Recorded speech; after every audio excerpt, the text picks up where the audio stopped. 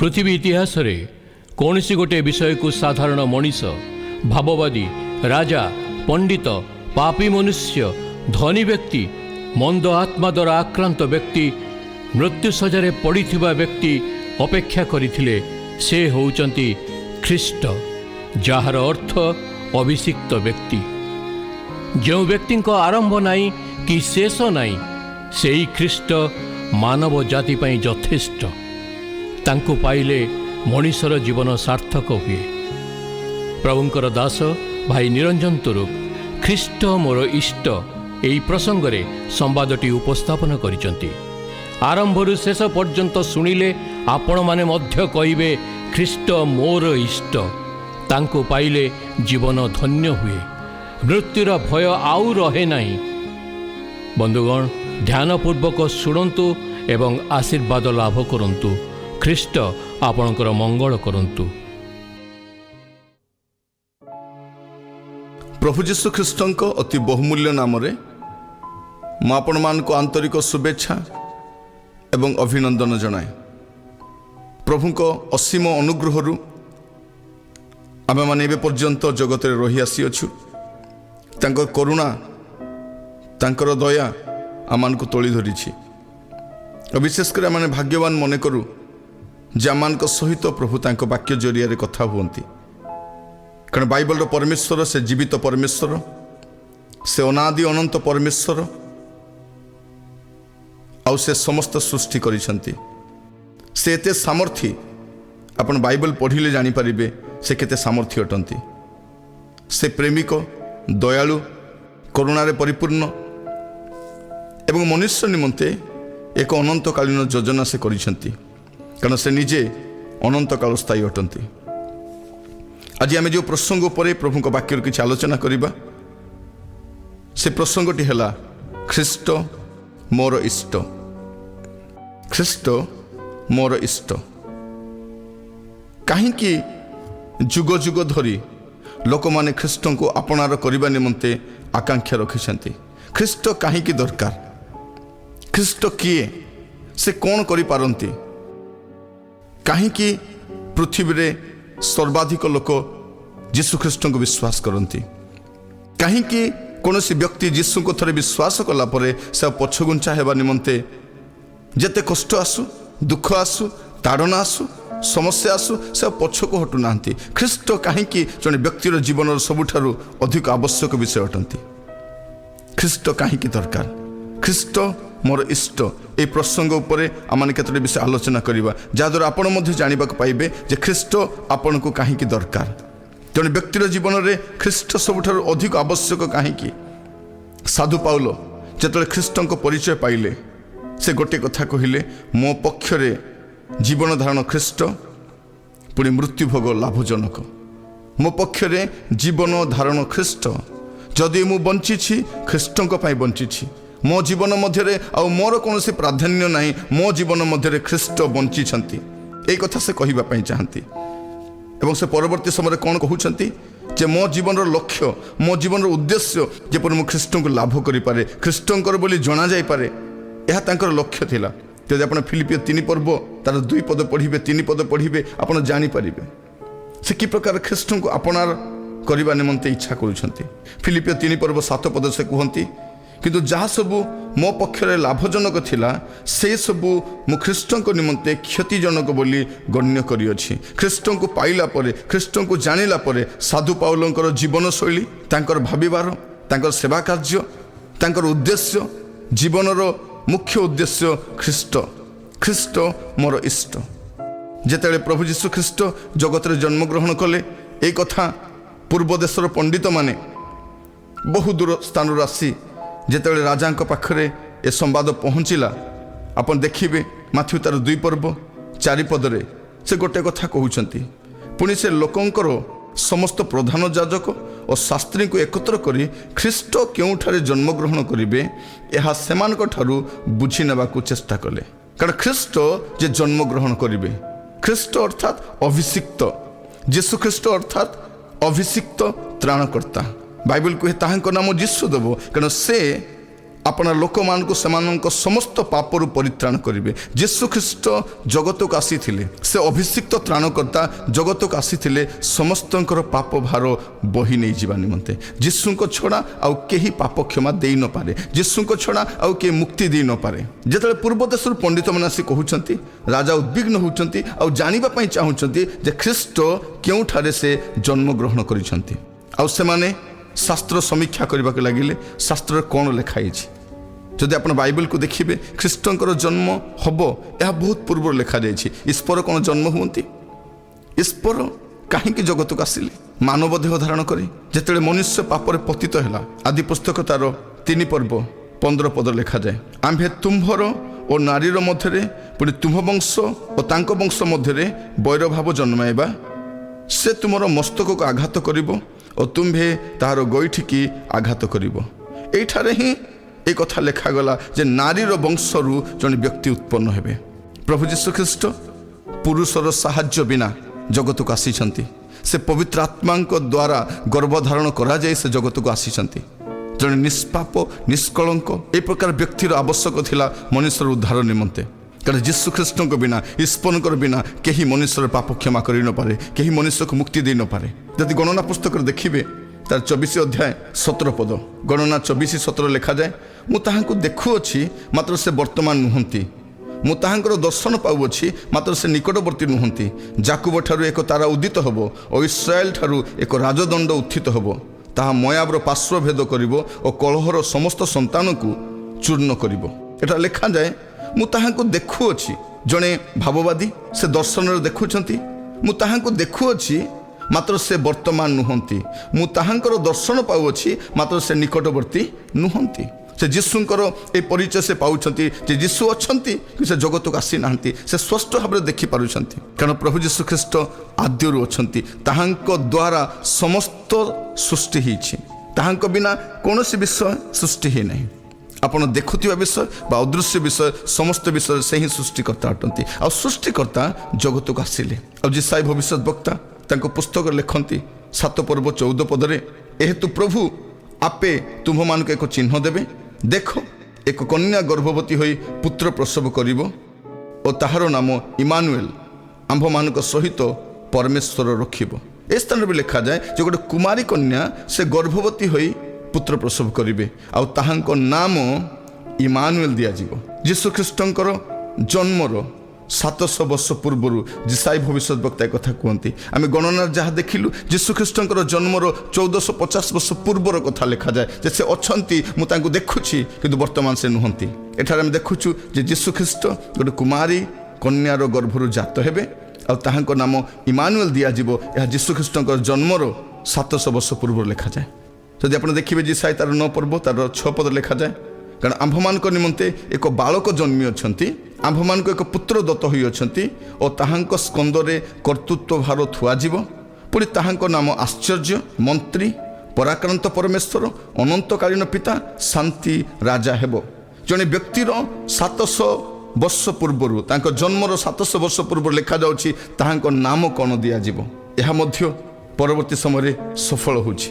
ଏ କଥା ନୁହେଁ, ପ୍ରଭୁ ଯୀଶୁ ଖ୍ରୀଷ୍ଟଙ୍କର ଜନ୍ମ ପୂର୍ବରୁ ସେ କି ପ୍ରକାର ମୃତ୍ୟୁ ଭୋଗ କରିବେ এই କଥା ମଧ୍ୟ ଶାସ୍ତ୍ରରେ ଲିଖିତ ଅଛି। ସେ କିପରି ଦୁଃଖ ଭୋଗ କରିବେ। ଯିଶାୟା ତାର 53 ଅଧ୍ୟାୟ ପୁରା ପଢ଼ିଲେ ଆପଣ ଜାଣିପାରିବେ ସେ ଆମମାନଙ୍କ ନିମନ୍ତେ ସେ କିପରି ପାପ ବହନ କରିକି ନେଇକି ଯିବେ। ସେ ଆମ୍ଭମାନଙ୍କ ନିମନ୍ତେ, ଆମମାନଙ୍କ ଅଧର୍ମ ନିମନ୍ତେ ସେ କ୍ଷତ ବିକ୍ଷତ ହେବେ, ଆମମାନଙ୍କ ଅପରାଧ ନିମନ୍ତେ ସେ ଚୂର୍ଣ୍ଣ ହେବେ। ଆମ୍ଭମାନଙ୍କ ଶାନ୍ତିଜନକ ଶାସ୍ତି ତାହାଙ୍କ ଉପରେ ବର୍ତ୍ତିଲା ଓ ସେ ପ୍ରହାରିତ ହେବା ଦ୍ୱାରା ଆମ୍ଭେମାନେ ସୁସ୍ଥ ହେଲୁ। ସେ ଆମ୍ଭମାନଙ୍କ ନିମନ୍ତେ ପ୍ରହାରିତ ହେଲେ, ସେ ପ୍ରହାରିତ ହେବା ଦ୍ୱାରା ଆମ୍ଭେମାନେ ରକ୍ଷା ପାଇଛୁ। এই କଥା ମଧ୍ୟ ଯୀଶୁ ଖ୍ରୀଷ୍ଟଙ୍କର ଜନ୍ମର 750 ବର୍ଷ ପୂର୍ବରୁ ଲିପିବଦ୍ଧ ହୋଇକି ରହିଛି। ଆଉ ସେ କେଉଁ ସ୍ଥାନରେ ଜନ୍ମ ହେବେ, ମିଖା ଜଣେ ଭବିଷ୍ୟତ ବକ୍ତା ତାଙ୍କ ପୁସ୍ତକରେ ଲେଖନ୍ତି। ମିଖା ତାର 5 ପର୍ବ 2 ପଦରେ ଲେଖାଯାଏ, ମାତ୍ର ହେ ବେଥଲିମ୍ ଇଫ୍ରାଥା, ଜିହୁଦାର ସହସ୍ରଗଣ ମଧ୍ୟରେ କ୍ଷୁଦ୍ର ଯେ ତୁମ୍ଭେ, ତୁମ୍ଭ ମଧ୍ୟରୁ ଇସ୍ରାଏଲର ଶାସନକର୍ତ୍ତା ହେବା ନିମନ୍ତେ ଆମ୍ଭ ଉଦ୍ଦେଶ୍ୟରେ ଏକ ବ୍ୟକ୍ତି ଉତ୍ପନ୍ନ ହେବେ। ପୁରାତନ କାଳରୁ, ଅନାଦି କାଳରୁ ତାହାଙ୍କର ଉତ୍ପତ୍ତି। এটা লেখাযায় সে কেবেরু অଛନ୍ତି, অনাদি কালରୁ ଅଛନ୍ତି, ଅନନ୍ତ କାଳରୁ ସେ ରହିଛନ୍ତି, ପୁରାତନ କାଳରୁ ସେ ରହିଛନ୍ତି। ଆଉ ସେ ବେଥଲିହିମରେ ଜନ୍ମଗ୍ରହଣ କରିବେ। ଏଇ କଥା ରାଜା ସ୍ପଷ୍ଟ ଭାବରେ ବୁଝି ନେଉଛନ୍ତି। ଯେ ଖ୍ରୀଷ୍ଟ କେଉଁଠାରେ ଜନ୍ମଗ୍ରହଣ କରିବେ। ସମସ୍ତେ ଅପେକ୍ଷା କରି ରହିଥିଲେ ଯେ ଖ୍ରୀଷ୍ଟ ଜଗତକୁ ଆସିବେ। ଆଜି ସେଇ ଖ୍ରୀଷ୍ଟ ଆମ ସମସ୍ତଙ୍କର ଇଷ୍ଟ ଅଟନ୍ତି। ମୁଁ ପଚାରିବା ପାଇଁ ଚାହେଁ, ଖ୍ରୀଷ୍ଟ ଆପଣଙ୍କୁ ଦରକାର କି? କାରଣ ସେ ହିଁ ସ୍ୱର୍ଗରୁ ପ୍ରେରିତ ଜଣେ ଅଭିଷିକ୍ତ ତ୍ରାଣକର୍ତ୍ତା ଅଟନ୍ତି। ସେ ଆପଣଙ୍କର ମୋହର ମୁକ୍ତି ନିମନ୍ତେ ଜଗତକୁ ଆସିଥିଲେ। ସେ ଆପଣଙ୍କୁ ଉଦ୍ଧାର କରିବା ନିମନ୍ତେ ଆସିଥିଲେ। ଏହା ଯଦି ଆପଣ ଜାଣିଛନ୍ତି, କାହିଁକି ଦୂର ରହୁଛନ୍ତି? ଆଜି ବି ଆପଣ ବି କହିପାରିବେ, ଖ୍ରୀଷ୍ଟ ମୋର ଇଷ୍ଟ। କାରଣ ଜଗତକୁ ଉଦ୍ଧାର କରିବା ନିମନ୍ତେ ଜଣେ ବ୍ୟକ୍ତିଙ୍କର ଆଗମନ ହେବାର ଥିଲା। ଯାହାମାନେ ଯାତ୍ରା ପୁସ୍ତକ ବି ଦେଖୁଛୁ, ତାଙ୍କୁ କୁହାଯାଉଛି ସେ ନିସ୍ତାର ପର୍ବର ମେଷ ଅଟନ୍ତି। ଆଉ ପ୍ରଭୁ ଯୀଶୁ ଖ୍ରୀଷ୍ଟ ଯେତେବେଳେ ଜଗତକୁ ଆସିଲେ, ସେହି ସମୟରେ ବାପ୍ତିଜକ ଜହନ ଗୋଟେ କଥା କୁହନ୍ତି।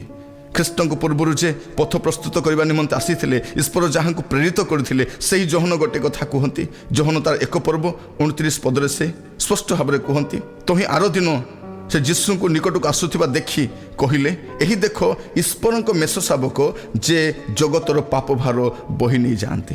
ଜଗତର ପାପ ଭାର ବହି ନେଇଯିବା ନିମନ୍ତେ ଖ୍ରୀଷ୍ଟ ଜଗତକୁ ଆସିଥିଲେ। ଖ୍ରୀଷ୍ଟଙ୍କର ଜଗତକୁ ଆଗମନ କରିବାର ଗୋଟିଏ ମାତ୍ର ଉଦ୍ଦେଶ୍ୟ ଯେ ଜଗତର ପାପ ଭାର ସେ ବହନ କରିକି ନେଇଯିବେ। ବାଇବଲରେ ଲେଖାଯାଏ ଯେ ଖ୍ରୀଷ୍ଟ ଜଗତକୁ ଆସିଥିଲେ ଉଦ୍ଧାର କରିବା ନିମନ୍ତେ। ଆଉ ସେ ଖ୍ରୀଷ୍ଟଙ୍କୁ ଯେତେବେଳେ ଶିଷ୍ୟମାନେ ପାଇଲେ, ସେମାନେ ଜୀବନର ଶେଷ ପର୍ଯ୍ୟନ୍ତ ସେ ଖ୍ରୀଷ୍ଟଙ୍କୁ ଧରି ରଖିଲେ। ପିତର ସେଦିନ ଖ୍ରୀଷ୍ଟଙ୍କୁ ସାକ୍ଷାତ କଲେ। ସମୁଦ୍ର କୂଳରେ ଯେତେବେଳେ ସାକ୍ଷାତ କରୁଛନ୍ତି, ସେ ଖ୍ରୀଷ୍ଟଙ୍କୁ ଆଉ କେବେ ମଧ୍ୟ ପରିତ୍ୟାଗ କରିନାହାନ୍ତି। ସେ ଖ୍ରୀଷ୍ଟଙ୍କ ପଛରେ ଚାଲିବା ପାଇଁ ସିଦ୍ଧାନ୍ତ ନେଉଛନ୍ତି। ଆଉ ଲେଖାଯାଏ ଲୁକ ତାର 2 ଅଧ୍ୟାୟରେ ସୁନ୍ଦର ଭାବରେ ଲେଖାଯାଉଛି, ଜଣେ ବ୍ୟକ୍ତି ପ୍ରତ୍ୟାଦେଶ ପାଇଥିଲେ, ପବିତ୍ର ଆତ୍ମାଙ୍କ ଦ୍ୱାରା ଚାଳିତ ହୋଇଥିଲେ ଯେ ସେ ଖ୍ରୀଷ୍ଟଙ୍କୁ ଦର୍ଶନ ନ କଲେ ମୃତ୍ୟୁ ଭୋଗ କରିବେ ନାହିଁ। ଲୁକ 2 ପର୍ବ 26 ପଦରେ ତାହା ଲେଖାଯାଏ। ସେଦିନ ସମୀରଣ ସ୍ତ୍ରୀ ଯେତେବେଳେ ଯୀଶୁଙ୍କୁ ଦେଖୁଛନ୍ତି, ସେ ନଗରକୁ ଧାଇଁ ଯାଇ କହୁଛନ୍ତି, ଆସ ଜଣକୁ ଦେଖିବ, ସେ ମସିହ ହେବେ ପରା, ସେ ଖ୍ରୀଷ୍ଟ ହେବେ ପରା, ସେ ତ୍ରାଣକର୍ତ୍ତା ହେବେ ପରା। ଆଉ ଗାଁଠି ଯାକର ଲୋକ ସମସ୍ତେ ଧାଇଁକି ଗଲେ, ଆଉ ଦେଖିଲେ ସେ ମସିହ ଯେ ତାଙ୍କ ଗ୍ରାମକୁ ଆସିଛନ୍ତି। ପ୍ରିୟ ବନ୍ଧୁ, ଆଜି ମୁଁ ଆପଣମାନଙ୍କୁ କହିବା ପାଇଁ ଚାହେଁ, ଖ୍ରୀଷ୍ଟ ଜଗତକୁ ଆଗମନ କରିଥିଲେ। ସେଦିନ ପ୍ରଭୁ ଯୀଶୁ ଖ୍ରୀଷ୍ଟଙ୍କୁ କୃଷାର୍ପିତ କରିବା ସମୟରେ ସୁଦ୍ଧା ଜଣେ ମହାଯାଜକ ପଚାରୁଛନ୍ତି, ସେ ସ୍ପଷ୍ଟ ହେବା ପାଇଁ ଚାହାନ୍ତି, ଆପଣ କିଏ? ଆପଣ ଯଦି ଦେଖିବେ ମାଥିଉ 26 ଅଧ୍ୟାୟ ତାର 68 ପଦରେ ଲେଖାଯାଉଛି, ସ୍ପଷ୍ଟ ଭାବରେ ସେ ସ୍ଥାନରେ ଲେଖାଯାଏ ଯେ ଖ୍ରୀଷ୍ଟ କିଏ। ସେ କହୁଛନ୍ତି, ରେ ଖ୍ରୀଷ୍ଟ, ତୁ ପରା ଭାବବାଦୀ, ଆମ୍ଭମାନଙ୍କୁ କହ ତ କିଏ ତତେ ମାଇଲା? ସେ ଜାଣନ୍ତି ସେ ଖ୍ରୀଷ୍ଟ। ସତ ସେନାପତି ମଧ୍ୟ ତାହାଙ୍କୁ ପଚାରୁଛନ୍ତି, ଆପଣ କ'ଣ ଖ୍ରୀଷ୍ଟ? ମାଥିଉ 37 ଅଧ୍ୟାୟରେ ଦେଖିବେ ଆପଣ, ତାର 54 ପଦରେ ସ୍ପଷ୍ଟ ଭାବରେ ଲେଖାଯାଏ, ସତ ସେନାପତି ତାଙ୍କ ସାଙ୍ଗରେ ଯେଉଁମାନେ ଯୀଶୁଙ୍କୁ ଜଗିଥିଲେ, ସେମାନେ ଭୂମିକମ୍ପାଦି ଘଟଣା ଦେଖି ଅତ୍ୟନ୍ତ ଭୀତ ହୋଇ କହିଲେ, ସତ୍ୟ ଏ ଈଶ୍ୱରଙ୍କ ପୁତ୍ର ଥିଲେ। ସତ୍ୟ ଈଶ୍ୱରଙ୍କ ପୁତ୍ର ଇଏ ଥିଲେ। ମୁଁ ଆପଣଙ୍କୁ କହିବା ପାଇଁ ଚାହେଁ, ସେ ଖ୍ରୀଷ୍ଟଙ୍କୁ ପାଇଲା ପରେ କେହି ପଛେଇ ନାହାନ୍ତି। ସାଧୁ ପାଉଲ କହୁଛନ୍ତି, ଖ୍ରୀଷ୍ଟ ମୋ ଜୀବନର ଲକ୍ଷ୍ୟ ଅଟନ୍ତି। ତାହାଙ୍କୁ ମୁଁ ପାଇବା ପାଇଁ ଚାହେଁ। ଯାହା ସବୁ ମୋ ପକ୍ଷରେ ଲାଭଜନକ ଥିଲା, ସେସବୁ ମୁଁ ଖ୍ରୀଷ୍ଟଙ୍କ ନିମନ୍ତେ କ୍ଷତିଜନକ ବୋଲି ଗଣ୍ୟ କରିଅଛି। ପଣ୍ଡିତମାନେ ଦୂର ସ୍ଥାନରୁ ଖ୍ରୀଷ୍ଟଙ୍କୁ ପ୍ରଣାମ କରିବା ପାଇଁ ସେମାନେ ଆସିଥିଲେ। ଆଜି ମୁଁ ଆପଣଙ୍କୁ କହିବା ପାଇଁ ଚାହେଁ, ସେ ଖ୍ରୀଷ୍ଟ କ'ଣ ଆପଣଙ୍କୁ ଦରକାର? ଖ୍ରୀଷ୍ଟଙ୍କ ବିନା ଆପଣଙ୍କ ଜୀବନର କୌଣସି ମୂଲ୍ୟ ନାହିଁ। ଖ୍ରୀଷ୍ଟଙ୍କ ବିନା ଆପଣଙ୍କ ଜୀବନର କୌଣସି ଅସ୍ତିତ୍ୱ ନାହିଁ। ଏ ଜଗତର ଧନ, ଏ ଜଗତର ଯେତେ ମହିମା ଆପଣ ପ୍ରାପ୍ତ ହୋଇଛନ୍ତି, ଯେତେ ଧନ ଆପଣ ପ୍ରାପ୍ତ କରିଛନ୍ତି, ଏସବୁ ବେକାର। ଆପଣଙ୍କର କୌଣସି କାମରେ ଆସିବେନି। ଗୋଟେ ସମୟ ଆସିବ, ଏସବୁ ଅଦରକାରୀ ପରି ଆପଣଙ୍କୁ ମନେ ହେବ। ଯଦି ଆପଣ ଦେଖିବେ ଲୁକ ତାର 9 ପର୍ବ 9 ପଦରେ, ଲୁକ 9 ଅଧ୍ୟାୟର 9 ପଦରେ ଲେଖାଯାଏ, କିନ୍ତୁ ହେରୋଦ କହିଲେ, ଜହନଙ୍କ ମସ୍ତକ ତ ଆମ୍ଭେ ଛେଦନ କରିଅଛୁ, ମାତ୍ର ଯାହାଙ୍କ ବିଷୟରେ ଆମ୍ଭେ ଏ ପ୍ରକାର କଥା ଶୁଣୁଅଛୁ, ଏ କିଏ? ଆଉ ସେ ତାହାଙ୍କୁ ଦେଖିବା ନିମନ୍ତେ ଚେଷ୍ଟା କରୁଥିଲେ। ଜହନଙ୍କ ମସ୍ତକ ହେରୋଦ ଛେଦନ କରି ସାରିଛନ୍ତି, କିନ୍ତୁ ଖ୍ରୀଷ୍ଟଙ୍କର ଆଗମନ ତାଙ୍କୁ ଆଚମ୍ବିତ କରୁଛି। କାରଣ ଖ୍ରୀଷ୍ଟଙ୍କର କାର୍ଯ୍ୟ, ଖ୍ରୀଷ୍ଟଙ୍କର ପ୍ରଚାର, ଖ୍ରୀଷ୍ଟଙ୍କର ଆଶ୍ଚର୍ଯ୍ୟକର୍ମ, ଏ ସକଳ ବିଷୟ ଦେଖି ସେ ବ୍ୟତିବ୍ୟସ୍ତ ହୋଇଯାଉଛନ୍ତି। ଏ କିଏ? ପ୍ରିୟ ବନ୍ଧୁ, ମୁଁ ଆପଣଙ୍କୁ କହିବା ପାଇଁ ଚାହେଁ, ଖ୍ରୀଷ୍ଟ ଯେତେବେଳେ ଜଗତକୁ ଆସିଲେ, ସେ ଅନେକ ଆଶ୍ଚର୍ଯ୍ୟକର୍ମ କଲେ। ଖ୍ରୀଷ୍ଟ ସମୀରଣ ସ୍ତ୍ରୀକୁ ପରିବର୍ତ୍ତନ କଲେ। ଶିଷ୍ୟମାନେ ସମସ୍ତ ପରିତ୍ୟାଗ କରି ଯୀଶୁଙ୍କ ପଛରେ ଆସୁଛନ୍ତି। ମାର୍କ 1 ପର୍ବ 24 ପଦରେ ଲେଖାଯାଏ ଯେ ମନ୍ଦ ଆତ୍ମାମାନେ ମଧ୍ୟ ଥରହର ହୋଇଯାଉଛନ୍ତି। ପାଉଲ ତାହାଙ୍କୁ ପାଇଲା ପରେ ଆଉ ସେ ପଛକୁ ଅନେଇ ଦେଖିବା ପାଇଁ ଚାହୁଁନାହାନ୍ତି। ଖ୍ରୀଷ୍ଟ ଆଜି ସେଇ ଖ୍ରୀଷ୍ଟ ଆପଣଙ୍କ ଜୀବନର ଲକ୍ଷ୍ୟ ଅଟନ୍ତି କି? ଯଦି ଆପଣ ବାଇବଲକୁ ସମୀକ୍ଷା କରି ପଢ଼ିବେ, ସେ ସ୍ଥାନରେ ଖ୍ରୀଷ୍ଟ କିଏ? ଖ୍ରୀଷ୍ଟ ଆମ୍ଭମାନଙ୍କର ଗୌରବର ଭରସା ଅଟନ୍ତି। ଖ୍ରୀଷ୍ଟ ଆମମାନଙ୍କର ଗୌରବର ଭରସା ଅଟନ୍ତି। କାରଣ ଖ୍ରୀଷ୍ଟଙ୍କ ଦ୍ୱାରା ଆମମାନେ ଧାର୍ମିକ ଗଣିତ ହୋଇଛୁ। ଖ୍ରୀଷ୍ଟଙ୍କ ଦ୍ୱାରା ଆମେ ସାନ୍ତ୍ୱନା ପ୍ରାପ୍ତ ହୋଇଛୁ। ଖ୍ରୀଷ୍ଟଙ୍କ ଦ୍ୱାରା ଆମେ ମୁକ୍ତି ଲାଭ କରିଛୁ। ଖ୍ରୀଷ୍ଟଙ୍କ ଦ୍ୱାରା ଆମେ କମ୍ପ୍ଲିଟ୍ ହୋଇପାରୁଛୁ। ଖ୍ରୀଷ୍ଟଙ୍କ ଦ୍ୱାରା ଆମେ ଆନନ୍ଦରେ ଅଛୁ। ଖ୍ରୀଷ୍ଟ ଆମ ଜୀବନର ଇଷ୍ଟ ଅଟନ୍ତି। ଯଦି ଆପଣ ସମସ୍ତ ପତ୍ରଗୁଡ଼ିକ ପଢ଼ିବେ, ପାଉଲଙ୍କ ଲିଖିତ ପତ୍ରଗୁଡ଼ିକ ପଢ଼ିବେ, ଆପଣ ଜାଣିପାରିବେ ଖ୍ରୀଷ୍ଟ କ'ଣ। ତ ଜଣେ ବିଶ୍ୱାସୀ ଖ୍ରୀଷ୍ଟଙ୍କ ସହିତ ତାର କି ପ୍ରକାର ସମ୍ପର୍କ ହୁଏ ଯଦି ଆପଣ ଦେଖିବେ ଗାଲାତ୍ୟ ତାର 2 ପର୍ବ 20 ପଦରେ ଲେଖାଯାଉଛି ଯେ ଖ୍ରୀଷ୍ଟଙ୍କ ସହିତ କାମନା ଓ ଅଭିଳାଷ ସହିତ ଆମେ କ୍ରୁଶରେ ହତ ହୋଇଅଛୁ। ଖ୍ରୀଷ୍ଟ ଯେତେବେଳେ କ୍ରୁଶାର୍ପିତ ହେଲେ ସେହି ସମୟରେ ଜଣେ ବିଶ୍ୱାସୀ ସେ ଖ୍ରୀଷ୍ଟଙ୍କ ସହିତ ସେ ମଧ୍ୟ କ୍ରୁଶାର୍ପିତ ହେଉଛି। ଖ୍ରୀଷ୍ଟଙ୍କ ସହିତ ମୋ ସମ୍ପର୍କ କ'ଣ? କଲୋସ୍ୟ 2 ପର୍ବ 20 ପଦ ଦେଖିବେ ଜାଣିପାରିବେ ଖ୍ରୀଷ୍ଟଙ୍କ ସହିତ ଆମେ ମୃତ୍ୟୁ ଭୋଗ କରିଛୁ। ଯେତେବେଳେ ଖ୍ରୀଷ୍ଟ କ୍ରୁଶାର୍ପିତ ହେଲେ ଖ୍ରୀଷ୍ଟ କ୍ରୁଶରେ ମୃତ୍ୟୁ ଭୋଗ କଲେ ମୁଁ ମଧ୍ୟ ଖ୍ରୀଷ୍ଟଙ୍କ ସହିତ କ୍ରୁଶରେ ମୃତ୍ୟୁ ଭୋଗ କରୁଛି। ଯେତେବେଳେ ମୁଁ ଖ୍ରୀଷ୍ଟଙ୍କୁ ଗ୍ରହଣ କରୁଛି କଲୋସ୍ୟ 2 ପର୍ବ 12 ପଦ ଦେଖିବେ ଯେ ଖ୍ରୀଷ୍ଟଙ୍କ ସହିତ ଆମେ ସମାଧି ପ୍ରାପ୍ତ ହୋଇଛୁ। ଖ୍ରୀଷ୍ଟଙ୍କ ସହିତ ଯଦି ଆମେ ସମାଧି ପ୍ରାପ୍ତ ହୋଇଛୁ ଏଫେସିୟ 2 ପର୍ବ 5 ପଦ ଅନୁସାରେ ଖ୍ରୀଷ୍ଟଙ୍କ ସହିତ ଆମେ ପୁନରୁତ୍ଥିତ ମଧ୍ୟ ହୋଇଛୁ। ଯଦି ଖ୍ରୀଷ୍ଟଙ୍କ ସହିତ ଆମେ ପୁନରୁତ୍ଥିତ ହୋଇଛୁ ଏଫେସିୟ ତାର 2 ପର୍ବ 6 ପଦ ଅନୁସାରେ ଆମେ ଖ୍ରୀଷ୍ଟଙ୍କ ସହିତ ସ୍ୱର୍ଗରେ ଉପବେଶନ ମଧ୍ୟ କରିଅଛୁ। ପ୍ରିୟ ବନ୍ଧୁ ଖ୍ରୀଷ୍ଟଙ୍କ ସହିତ ଏ ସମସ୍ତ ବିଷୟ ମୋ ଜୀବନରେ ଘଟେ। କେବଳ ଖ୍ରୀଷ୍ଟଙ୍କ ସହିତ ମୁଁ ସ୍ୱର୍ଗରେ ଉପବେଶନ କରୁଛି ତାହା ନୁହେଁ, ମୁଁ ଖ୍ରୀଷ୍ଟଙ୍କ ସହ ଉତ୍ତରାଧିକାରୀ ମଧ୍ୟ ଅଟେ। ରୋମିଓ ତାର 8 ପର୍ବ 17 ପଦ ଦେଖିବେ ଆପଣ ଜାଣିପାରିବେ ଯେ ଆମେ ଖ୍ରୀଷ୍ଟଙ୍କ ସହିତ ସହ ଉତ୍ତରାଧିକାରୀ ଅଟୁ। ଯଦି ଖ୍ରୀଷ୍ଟଙ୍କ ସହିତ ଆମେ ସହ ଉତ୍ତରାଧିକାରୀ ଅଟୁ ରୋମିଓ ତାର 8 ପର୍ବ 17 ପଦ ଅନୁସାରେ ଆମେ ଖ୍ରୀଷ୍ଟଙ୍କ ସହିତ ଗୌରବାନ୍ୱିତ ମଧ୍ୟ ହେବା। ଖ୍ରୀଷ୍ଟ ମୋ ଜୀବନର ଇଷ୍ଟ। ପ୍ରଭୁ ଆପଣଙ୍କୁ ଅନୁଗ୍ରହ କରନ୍ତୁ ଏ ସମ୍ବାଦଟି ଶୁଣିବା ସମୟରେ ଖ୍ରୀଷ୍ଟଙ୍କୁ ମଧ୍ୟ ଆପଣଙ୍କ ଜୀବନର ସର୍ବସ୍ୱ ଆପଣ କରିନିଅନ୍ତୁ। ଖ୍ରୀଷ୍ଟ କ'ଣ କରନ୍ତି? ଖ୍ରୀଷ୍ଟ ଆପଣଙ୍କ ଜୀବନର ସବୁ କିଛି ଅଟନ୍ତି। ଖ୍ରୀଷ୍ଟ ଈଶ୍ୱରଙ୍କ ଦ୍ୱାରା ପ୍ରେରିତ ଆପଣଙ୍କ ନିମନ୍ତେ ସମ୍ପୂର୍ଣ୍ଣ ସ୍ୱୟଂ ସମ୍ପୂର୍ଣ୍ଣ ଏକ ବ୍ୟକ୍ତି ଅଟନ୍ତି ଯେ ଆପଣଙ୍କର ଜୀବନ କାଳ ମଧ୍ୟରେ ସମ୍ପୂର୍ଣ୍ଣ ରୂପେ ଯଥେଷ୍ଟ ଅଟନ୍ତି। ଖ୍ରୀଷ୍ଟ ଆପଣଙ୍କ ପାଇଁ ଯଥେଷ୍ଟରୁ ଅଧିକ ଅଟନ୍ତି। ଯେତେବେଳେ ଆପଣ ଅନ୍ଧକାର ମଧ୍ୟ ଦେଇ ଯାଉଛନ୍ତି ସେ ହେଉଛନ୍ତି ଆପଣଙ୍କ ପାଇଁ ଆଲୋକ। ଯେତେବେଳେ ଆପଣ ପଥ ହରାଇ ବୁଲୁଛନ୍ତି ଖ୍ରୀଷ୍ଟ ଆପଣଙ୍କ ପାଇଁ ପଥ ଅଟନ୍ତି। ଯଦି ଆପଣ କେଉଁ ଆଡ଼େ ଯାଉଛନ୍ତି ଆପଣ ଜାଣିନାହାନ୍ତି, ଆପଣଙ୍କର ଜୀବନ ଦିଶାହରା ହୋଇଯାଇଛି, ଆପଣ ସମସ୍ୟା ଦେଇ ଗତି କରୁଛନ୍ତି, ଖ୍ରୀଷ୍ଟ ଆପଣଙ୍କୁ ରାସ୍ତା ଦେଖାଇବେ। ଆଉ ଚତୁଃପାର୍ଶ୍ୱରେ ଭଣ୍ଡାମି ଚାଲିଛି, ଭ୍ରାନ୍ତ ଶିକ୍ଷା ଚାଲିଛି, ଅନ୍ଧବିଶ୍ୱାସ ଚାଲିଛି, ୟାରି ମଧ୍ୟରେ ଖ୍ରୀଷ୍ଟ ସତ୍ୟ ଅଟନ୍ତି। ଯୀଶୁ ଖ୍ରୀଷ୍ଟ ଜଗତକୁ ଆସି କହିଲେ ମୁଁ ସତ୍ୟ ଅଟେ। ଯୀଶୁ ଖ୍ରୀଷ୍ଟ ସତ୍ୟ ସମ୍ପର୍କରେ ପ୍ରଚାର କରିବା ପାଇଁ ଆସିନାହାନ୍ତି, ସେ କହିଲେ ମୁଁ ହିଁ ସତ୍ୟ ଅଟେ। ଅନ୍ୟମାନେ ବିଭିନ୍ନ ମାର୍ଗ ବିଷୟରେ କହିବା ପାଇଁ ଆସିଥିଲେ। ଆପଣ ଏଇ ମାର୍ଗରେ ଗଲେ ଶାନ୍ତି ପାଇବେ, ଏଇ ମାର୍ଗରେ ଗଲେ ମୁକ୍ତି ପାଇବେ, ଏଇ ମାର୍ଗରେ ଗଲେ ଜ୍ଞାନ ପାଇବେ, କିନ୍ତୁ ଯୀଶୁ ଖ୍ରୀଷ୍ଟ ଆସି କହିଲେ ମୁଁ ହିଁ ମାର୍ଗ ଅଟେ, ମୁଁ ପଥ ଅଟେ। ଏଇ କଥା ସେ କହିବା ପାଇଁ ଆସିଥିଲେ। ଯଦି ଆଜି ଆପଣ ସନ୍ଦେହ ମଧ୍ୟରେ ଅଛନ୍ତି, ବିଭିନ୍ନ ପ୍ରକାର ସନ୍ଦେହ ଆପଣଙ୍କୁ ମାଡ଼ି ବସୁଛି, ସେ ହେଉଛନ୍ତି ଆପଣଙ୍କ ବିଶ୍ୱାସର ନେତା।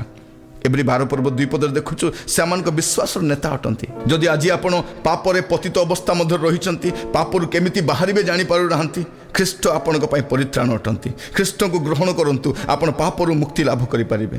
ଯଦି ଆପଣ କୌଣସି ମନ୍ଦ ଅଭ୍ୟାସ ମଧ୍ୟରେ ଛନ୍ଦି ହୋଇଛନ୍ତି, ବାହାରି ପାରୁନାହାନ୍ତି, ଆପଣ ଗୋଟେ ଜଞ୍ଜିର ମଧ୍ୟରେ ଥିଲା ଭଳି ଅନୁଭବ କରୁଛନ୍ତି, ଖ୍ରୀଷ୍ଟ ଆପଣଙ୍କୁ ମୁକ୍ତ କରିବେ, କାରଣ ସେ ବାସ୍ତବରେ ମୁକ୍ତିକର୍ତ୍ତା ଅଟନ୍ତି। ରୋମିଓ 12 ପର୍ବ 26 ପଦ ଯଦି ଆପଣ ପଢ଼ିବେ ଜାଣିପାରିବେ ସେ ଆପଣଙ୍କର ମୁକ୍ତିକର୍ତ୍ତା ଅଟନ୍ତି। ଆଉ ସବୁଠାରୁ ବଡ଼ ବିଷୟ, ଆପଣ ଘୃଣା ମଧ୍ୟରେ ବାସ କରୁଛନ୍ତି, ଦ୍ୱନ୍ଦ୍ୱ ମଧ୍ୟରେ ବାସ କରୁଛନ୍ତି, ଜୀବନରେ ଶାନ୍ତି ନାହିଁ। ଖ୍ରୀଷ୍ଟ କିଏ?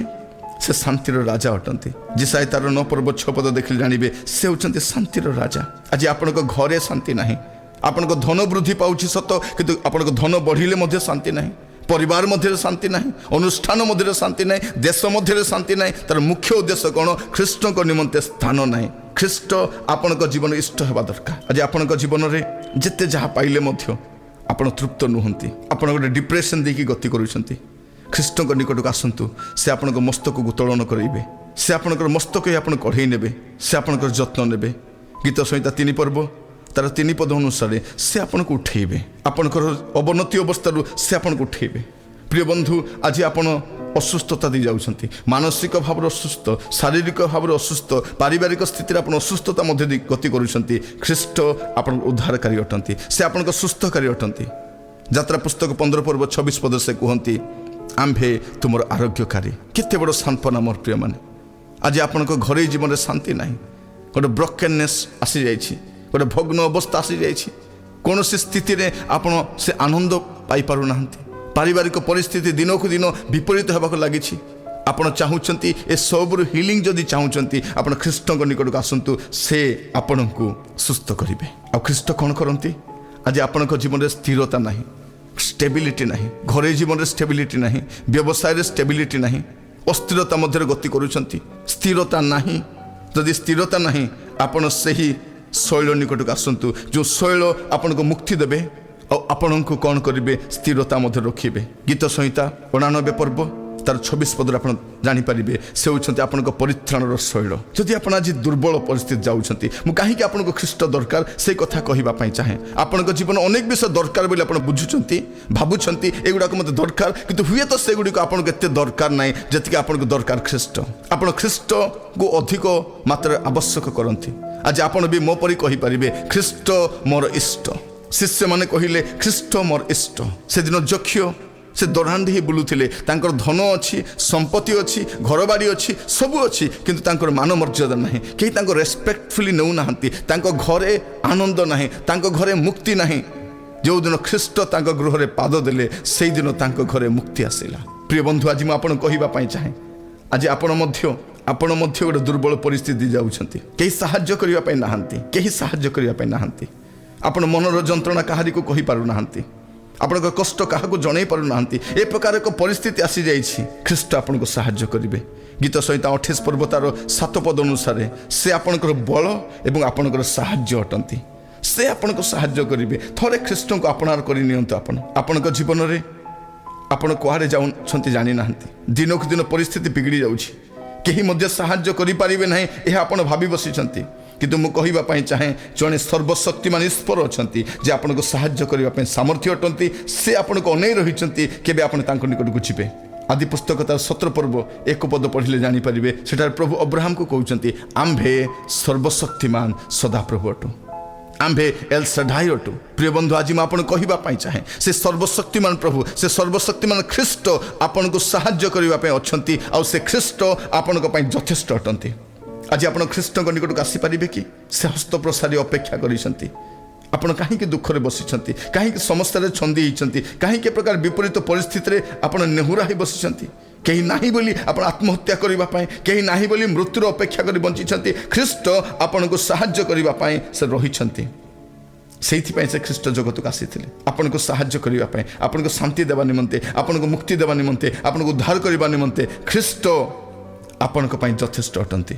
ଆଜି ଆପଣ ଚାହାନ୍ତି କି ଖ୍ରୀଷ୍ଟଙ୍କ ନିକଟକୁ ଆସିବା ପାଇଁ? ଖ୍ରୀଷ୍ଟ ଆପଣଙ୍କୁ ସାହାଯ୍ୟ କରିବା ପାଇଁ ସେ ଅପେକ୍ଷାରେ ରହିଛନ୍ତି। ଖ୍ରୀଷ୍ଟ ଆପଣଙ୍କ ପାଇଁ ଈଶ୍ୱରଙ୍କର ଦାନ ଅଟନ୍ତି। ଖ୍ରୀଷ୍ଟ ମାନବ ଜାତି ପାଇଁ ଈଶ୍ୱରଙ୍କ ବହୁମୂଲ୍ୟ ଦାନ ଅଟନ୍ତି।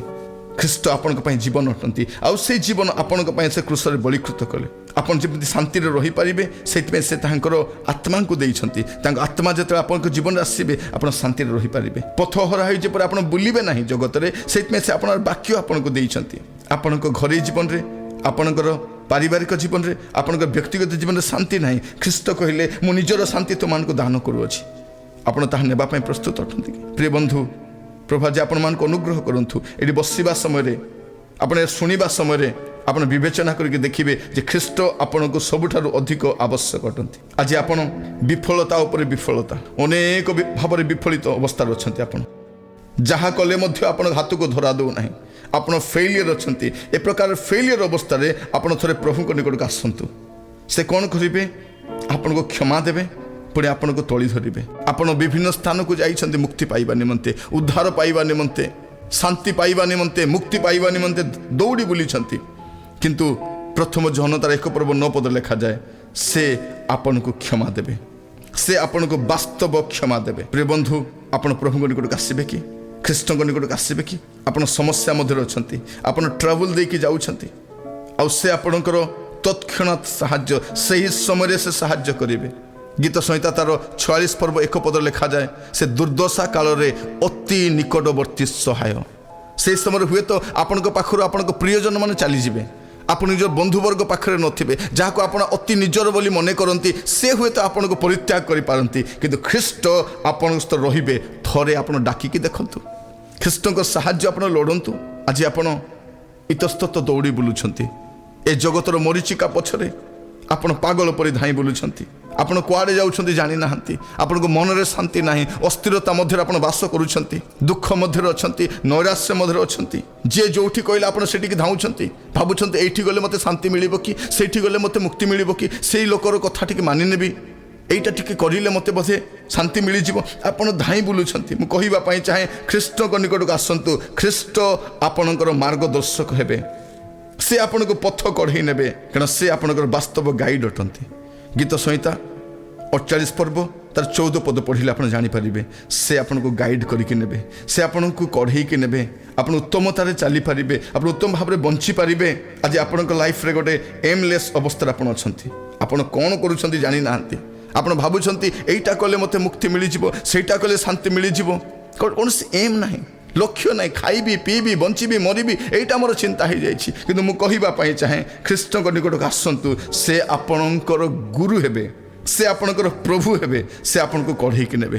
ଜହନ 13:13 ଦେଖିବେ, ସେ ଆପଣଙ୍କ ପ୍ରଭୁ ଅଟନ୍ତି ଏବଂ ସେ ଆପଣଙ୍କର ଗୁରୁ ଅଟନ୍ତି। ଆଜି ଆପଣଙ୍କ ଜୀବନରେ ଅନେକ ଶୈତାନିକ ପ୍ରଲୋଭନ ଆସିଛି, ଆକ୍ରମଣ ଆସିଛି, ଶୈତାନ ଆପଣଙ୍କୁ ତଳିତଳାନ୍ତ କରିଛି, ଆପଣଙ୍କୁ ସାହାଯ୍ୟ କରିବା ପାଇଁ କେହି ମଧ୍ୟ ନାହାନ୍ତି।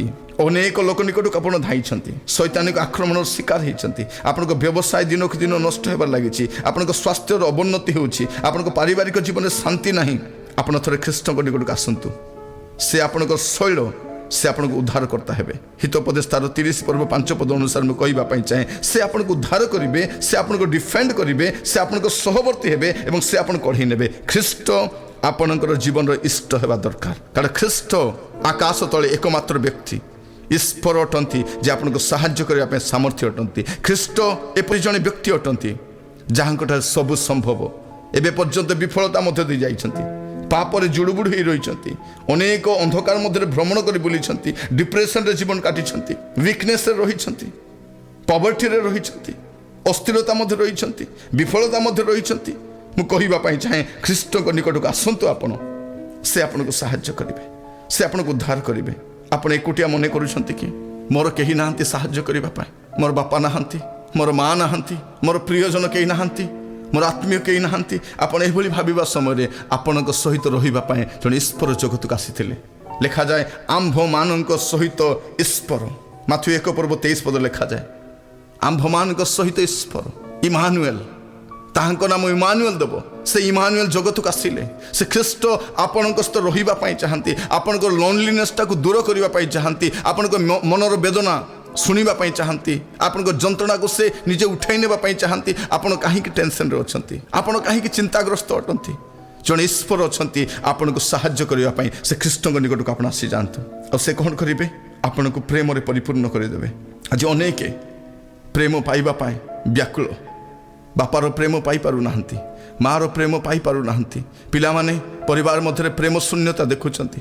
ଏପରି ଅବସ୍ଥାରେ ଜଣେ ପ୍ରେମିକ ଈଶ୍ୱର ଅଛନ୍ତି, ଯେ ଆପଣଙ୍କୁ ପ୍ରେମ କରନ୍ତି, ଯେ ଆପଣଙ୍କର ପାଇଁ ସମସ୍ତ ଦେବା ପାଇଁ ପ୍ରସ୍ତୁତ ଅଟନ୍ତି। ସେ ଖ୍ରୀଷ୍ଟଙ୍କ ନିକଟକୁ ଆପଣ ଥରେ ଆସନ୍ତୁ, ସେ କ୍ରୁଶରେ ହସ୍ତ ପ୍ରସାରୀ ଅପେକ୍ଷା କରିଛନ୍ତି। ସେ କୃଷ୍ୟ ପ୍ରେମ ନିକଟକୁ ଥରେ ଆସନ୍ତୁ। ଆପଣ ସେ ଅମାପ ପ୍ରେମ, ସେ ଅଦ୍ୱିତୀୟ ପ୍ରେମ, ସେ ଚୂଡ଼ାନ୍ତ ପ୍ରେମକୁ ଆପଣ ଅନୁଭବ କରିପାରିବେ। ଆଉ ସେ ଖ୍ରୀଷ୍ଟଙ୍କ ପ୍ରେମକୁ ପାଇଲା ପରେ ଆପଣ ଜାଣିବେ ଯେ ତାହାଙ୍କ ଛଡ଼ା ଦ୍ୱିତୀୟ ବ୍ୟକ୍ତି କେହି ନାହାନ୍ତି, କାରଣ ଖ୍ରୀଷ୍ଟ ଅଦ୍ୱିତୀୟ ଅଟନ୍ତି, ଆଉ ଦ୍ୱିତୀୟ ଈଶ୍ୱର କେହି ନାହାନ୍ତି। ସେହିପରି ସାହାଯ୍ୟ କରିବା ପାଇଁ, ସେଭଳି ଭାବରେ ଉଦ୍ଧାର କରିବା ପାଇଁ, ଆପଣଙ୍କ ଯତ୍ନ ନେବା ପାଇଁ ଖ୍ରୀଷ୍ଟଙ୍କର ତୁଲ୍ୟ ଆଉ କେହି ନାହାନ୍ତି। ହୁଏତ ଆଜି ଆପଣ ଡେଞ୍ଜରରେ ଅଛନ୍ତି, ବିନାଶ ଆଡ଼କୁ ଯାଉଛନ୍ତି, ପ୍ରମାଦପୂର୍ଣ୍ଣ ଅବସ୍ଥାରେ ବାସ କରୁଛନ୍ତି।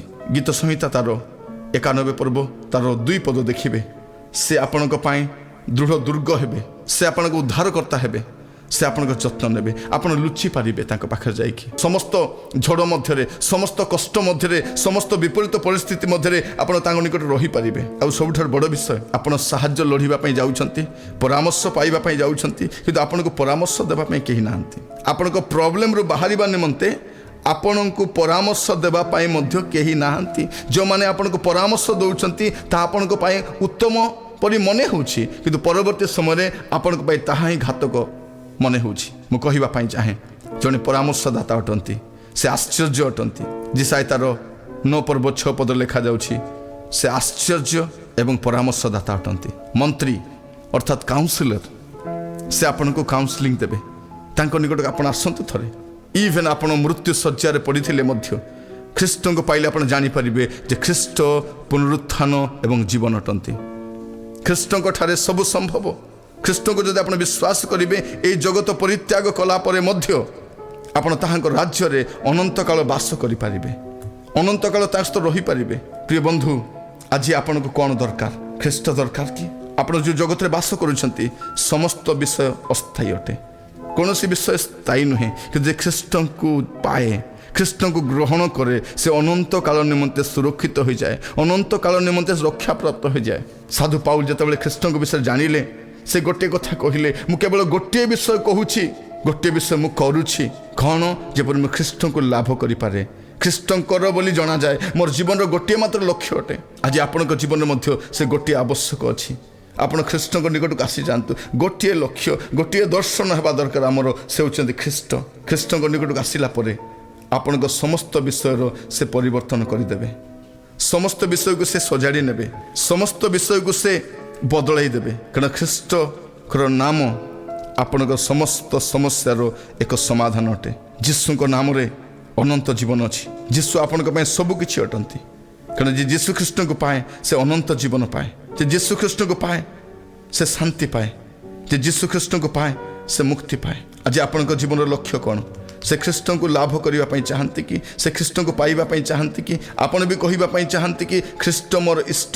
ସେଦିନ ଶିଷ୍ୟମାନେ ରାତି ସାରା ପରିଶ୍ରମ କରିଛନ୍ତି ମାଛ ଧରିବା ପାଇଁ, ରାତି ସାରା ପରିଶ୍ରମ କରିଛନ୍ତି, ଅକ୍ଲାନ୍ତ ପରିଶ୍ରମ କରିଛନ୍ତି, ଗୋଟିଏ ମାଛ ହେଲେ ଧରିବା ପରେ କିଛି ପାଇନାହାନ୍ତି। କିନ୍ତୁ ଖ୍ରୀଷ୍ଟଙ୍କର କଥା ଶୁଣିକି ଯେତେବେଳେ ଖ୍ରୀଷ୍ଟଙ୍କର କଥା ମାନିଲେ, ଏତେ ମାଛ ଧରିଲେ, ଜାଲ ଛିଣ୍ଡିବାକୁ ଲାଗିଲା। ଆଜି ମୁଁ ମଧ୍ୟ ଆପଣଙ୍କୁ କହିବା ପାଇଁ ଚାହେଁ, ହୁଏତ ଆପଣ ମଧ୍ୟ ଅକ୍ଲାନ୍ତ ପରିଶ୍ରମ କରୁଛନ୍ତି, ଫେଲିୟର ଉପରେ ଫେଲିୟର, ବିଫଳତା ଉପରେ ବିଫଳତା, ସମସ୍ୟା ଉପରେ ସମସ୍ୟା, ଆପଣ କିଛି କଲେ ମଧ୍ୟ ଉପାୟ ପାଉନାହାନ୍ତି କ'ଣ ହେବ ବୋଲି। ଥରେ ଖ୍ରୀଷ୍ଟଙ୍କର କଥା ମାନନ୍ତୁ, ଥରେ ଖ୍ରୀଷ୍ଟଙ୍କ ନିକଟକୁ ଆସନ୍ତୁ। କାରଣ ଖ୍ରୀଷ୍ଟଙ୍କୁ ଭେଟିଲା ପରେ ଆପଣ ସୁସ୍ଥତା ପାଇବେ। ଖ୍ରୀଷ୍ଟଙ୍କୁ ଭେଟିଲା ପରେ ଆପଣଙ୍କ ଜୀବନର ସମସ୍ତ ଗତିପଥ ପରିବର୍ତ୍ତନ ହୋଇଯିବ।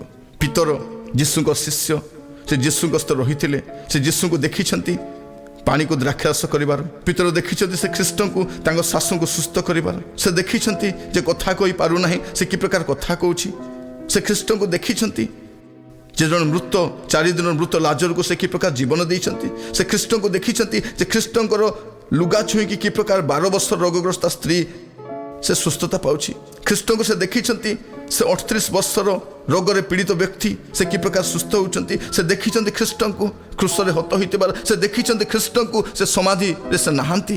ଏସବୁ ଦେଖିଲା ପରେ ପିତର ମଧ୍ୟ କହୁଛନ୍ତି ମୋତେ ଯୀଶୁ ନାମ ଦରକାର। ସେଇଦିନ ସୁନ୍ଦର ନାମକ ଦ୍ୱାରରେ ଜଣେ ଲୋକ ପଡ଼ିକି ରହିଛନ୍ତି, ଦୀର୍ଘ ବର୍ଷ ଧରି ସେ ଜନ୍ମରୁ ସେ ପ୍ରକାର ଖଞ୍ଜ ଅବସ୍ଥାରେ ଅଛନ୍ତି, ମାତୃ ଗର୍ଭରୁ ଖଞ୍ଜ ବୋଲି କୁହାଯାଏ। କି ସେ କହୁଛନ୍ତି ନାଜରିତ ଯୀଶୁଙ୍କ ନାମରେ ଚାଲ।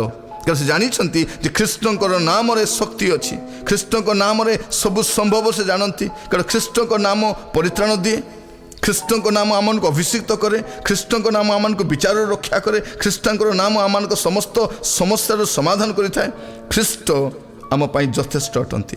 ପ୍ରିୟ ବନ୍ଧୁ, ଆଜି ମୁଁ ଆପଣଙ୍କୁ କହିବା ପାଇଁ ଚାହେଁ ସେ ଖ୍ରୀଷ୍ଟ ଆପଣଙ୍କୁ ଦରକାର କି? ସେ ଖ୍ରୀଷ୍ଟକୁ ଆପଣ ଆବଶ୍ୟକ କରନ୍ତି କି? ସେ ଖ୍ରୀଷ୍ଟ ଆପଣଙ୍କର ସମସ୍ତ ପରିସ୍ଥିତିକୁ ସେ ପରିବର୍ତ୍ତନ କରିବା ପାଇଁ ସାମର୍ଥ୍ୟ ଅଟନ୍ତି। ଆଜି ଖ୍ରୀଷ୍ଟଙ୍କ ନିକଟକୁ ଆସନ୍ତୁ, ଖ୍ରୀଷ୍ଟଙ୍କୁ ଆପଣାର କରି ନିଅନ୍ତୁ। ଆପଣ ବି କୁହନ୍ତୁ ଖ୍ରୀଷ୍ଟ ମୋର ଇଷ୍ଟ, ଖ୍ରୀଷ୍ଟ ମୋର ଇଷ୍ଟ।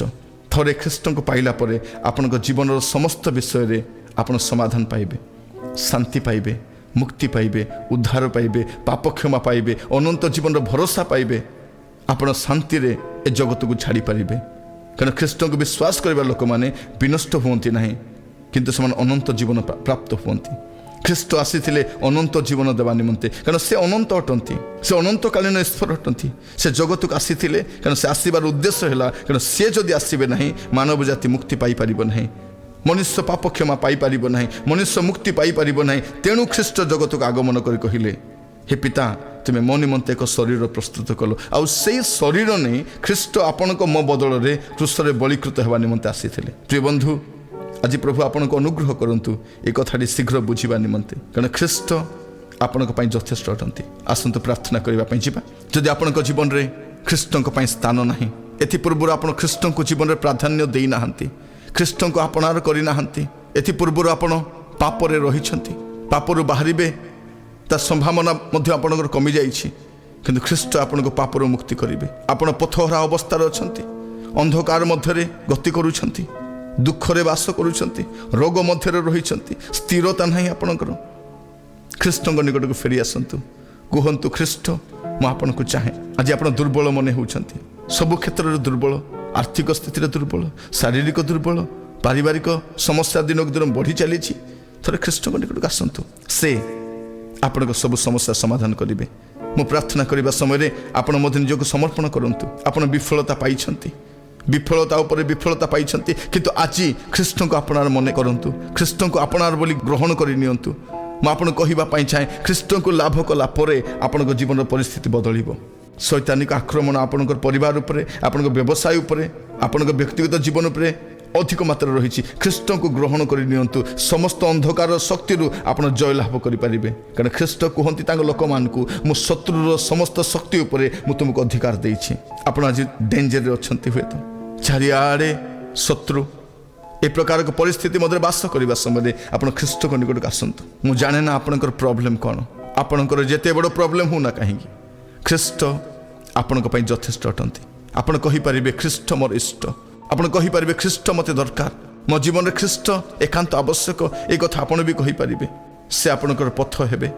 ପ୍ରିୟ ବନ୍ଧୁ, ଖ୍ରୀଷ୍ଟ ଆପଣଙ୍କୁ ଏକାନ୍ତ ଆବଶ୍ୟକ। ଖ୍ରୀଷ୍ଟଙ୍କ ବିନା ଆପଣଙ୍କର ଜୀବନ এই ଜଗତରେ ଶାନ୍ତିପୂର୍ଣ୍ଣ ଅବସ୍ଥାରେ ରହିପାରିବ ନାହିଁ। ସେ ଆପଣଙ୍କୁ ଆପଣଙ୍କ ଶାରୀରିକତାରୁ ମୁକ୍ତ କରିବେ, ପାପର ଦାସତ୍ୱରୁ ସେ ଆପଣଙ୍କୁ ମୁକ୍ତ କରିବେ। ସେ ଆପଣଙ୍କୁ ଯେତେ ବନ୍ଧନ ଅଛି ସେ ସବୁ ବନ୍ଧନରୁ ସେ ଆପଣଙ୍କୁ ମୁକ୍ତ କରିବେ। ସେ ଆପଣଙ୍କୁ ପରାଜୟତାରୁ ମୁକ୍ତ କରିବେ। ଆପଣ ଯେଉଁ ନୈରାଶ୍ୟ ମଧ୍ୟରେ ଅଛନ୍ତି ସେଇଠୁ ସେ ମୁକ୍ତ କରିବେ। ଆପଣ ଆଜି କ୍ଲେଶ ମଧ୍ୟରେ ଅଛନ୍ତି, ସେ ଆପଣଙ୍କୁ ମୁକ୍ତ କରିବେ। ଖ୍ରୀଷ୍ଟ ଆସନ୍ତୁ, ଆମେ ପ୍ରାର୍ଥନା ରହିବା ସମୟରେ ଗୀତଟିଏ ଶୁଣିବା। ସେ ଗୀତଟିଏ ଶୁଣିବା ସମୟରେ ନିଜକୁ ଆମେ ଖ୍ରୀଷ୍ଟଙ୍କ ହସ୍ତରେ ସମର୍ପିତ କରିବା, ପ୍ରାର୍ଥନାସ୍ଥ ରହିବା ଯେ ପ୍ରଭୁ ମୁଁ ଆପଣଙ୍କୁ ଚାହେଁ, ଆପଣ ମୋତେ ଦରକାର। ମୁଁ ଆପଣଙ୍କ ବିନା ବଞ୍ଚୁଥିଲି, ଅବାଟରେ ଯାଉଥିଲି, ପାପରେ ପତିତ ଅବସ୍ଥାରେ ରହିଛି, ସମସ୍ୟା ମଧ୍ୟରେ ବୁଡ଼ି ରହିଛି, କିନ୍ତୁ ଆଜି ଆପଣ ମୋତେ ଦରକାର। ଆପଣ ମୋ ଜୀବନରେ ନିହାତି ଦରକାର ପ୍ରଭୁ। ଆପଣ ଆସନ୍ତୁ, ଯେପରି ଜୀବନର ଶେଷ ପର୍ଯ୍ୟନ୍ତ ମୁଁ ସର୍ବଦା ଆପଣଙ୍କ ସହିତ ଚାଲିପାରିବି, ଏଥିପାଇଁ ଆପଣ ମୋତେ ସାହାଯ୍ୟ କରନ୍ତୁ।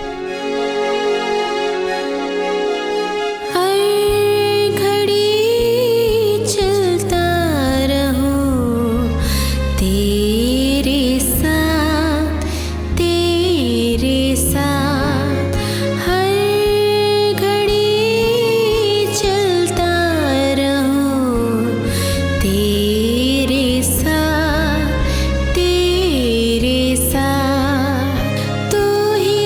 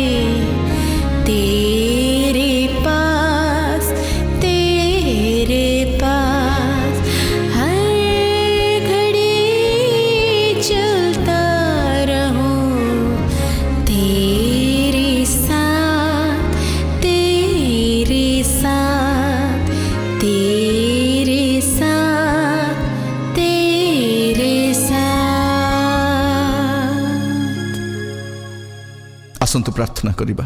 ମହାମଙ୍ଗଳମୟ ସ୍ୱର୍ଗସ୍ଥ ପିତା, ଆପଣଙ୍କୁ ଧନ୍ୟବାଦ ଦେଉଛି। ଆପଣ ଆମମାନଙ୍କୁ ସୁନ୍ଦର ସମୟଟିଏ ଦେଲେ, ଯେପରି ଆମ ଜୀବନର ମୁଖ୍ୟ ଆବଶ୍ୟକତାକୁ ଆମେ ଜାଣିପାରିବୁ। ଆମ ଜୀବନରେ ଆମେ ଅନେକ ବିଷୟକୁ ଆବଶ୍ୟକ ମନେ କରୁଛୁ, କିନ୍ତୁ ତାହା ଏତେ ଆବଶ୍ୟକ ନାହିଁ ଯେତେ ଆବଶ୍ୟକ ଖ୍ରୀଷ୍ଟ। ପ୍ରଭୁ, ଆଜି ଯେତେ ଜଣ ଏହି ସମ୍ବାଦ ଶୁଣିଛନ୍ତି, ପ୍ରତ୍ୟେକ ଯେପରି ଖ୍ରୀଷ୍ଟଙ୍କୁ ଆପଣା ଜୀବନର ଏକମାତ୍ର ଆବଶ୍ୟକତା ମନେ କରିବେ, ଖ୍ରୀଷ୍ଟଙ୍କୁ ସେମାନଙ୍କ ଜୀବନ ଇଷ୍ଟ ବୋଲି କହିବେ। ମୋତେ ଆଉ କିଛି ଦରକାର ନାହିଁ, ଖ୍ରୀଷ୍ଟ ଦରକାର, ଏ ପ୍ରକାର ଏକ ଉଚ୍ଚାରଣ କରିପାରିବେ, ଏ ପ୍ରକାର ସାହାଯ୍ୟ କରନ୍ତୁ।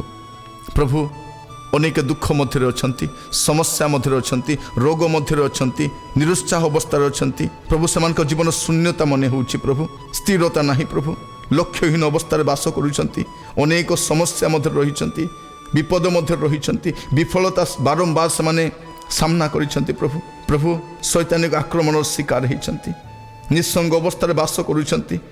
ପ୍ରଭୁ, ମୃତ୍ୟୁର ଭୟ ସେମାନଙ୍କୁ ଦିନକୁ ଦିନ ଗ୍ରାସିତ କରୁଛି।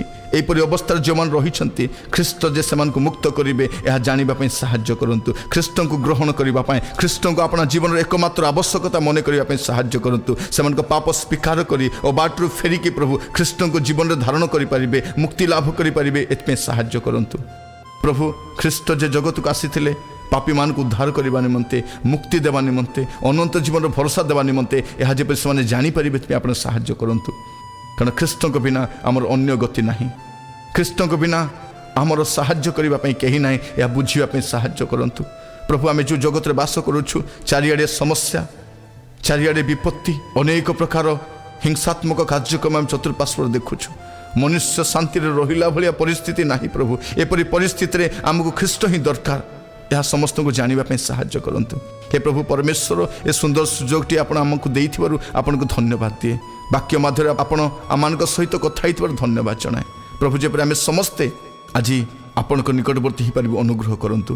ଖ୍ରୀଷ୍ଟ ମୋର ଇଷ୍ଟ, ଏହା ଯେପରି ସମସ୍ତେ ସ୍ୱୀକାର କରିପାରିବେ, ଖ୍ରୀଷ୍ଟଙ୍କୁ ଗ୍ରହଣ କରିପାରିବେ, ଖ୍ରୀଷ୍ଟଙ୍କୁ ଆପଣାର କରିପାରିବେ, ଆପଣ ସାହାଯ୍ୟ କରନ୍ତୁ। ହେ ପ୍ରଭୁ ପରମେଶ୍ୱର, ଆପଣଙ୍କର ବାକ୍ୟର ଆଲୋକରେ ଏ ସମସ୍ତ ବିଷୟ ଆଲୋଚନା କରିବା ପାଇଁ ଆପଣ ଦେଲେ, ଏଥିପାଇଁ ଧନ୍ୟବାଦ ଦେଉଛି। ସମସ୍ତ ଆଦର ମହିମା ଗୌରବ ଆପଣଙ୍କର ହେଉ।